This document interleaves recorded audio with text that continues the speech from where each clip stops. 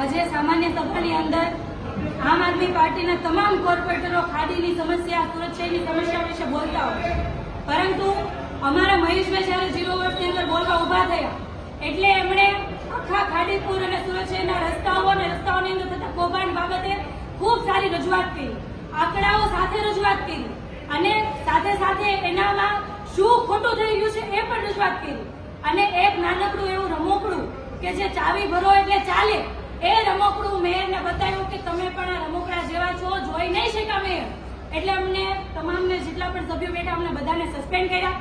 કારણ કે સુરત શહેરની અંદર આટલી ખરાબ પરિસ્થિતિનું નિર્માણ થાય છે,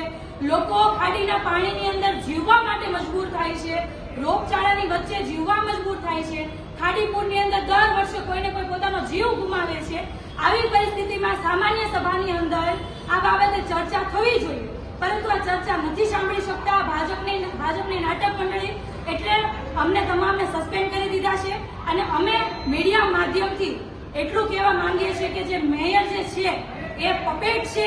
એમનામાં કોઈ લાયકાત નથી મેયર પદ તરીકે બેસી શકે, મેયર પદને નિભાવી શકે. એટલા માટે અમે એટલું કહીએ છીએ કે જો એમનામાં લાયકાત ના હોય તો એમને રાજીનામું આપી દેવું જોઈએ, ઘરે બેસી જવું જોઈએ.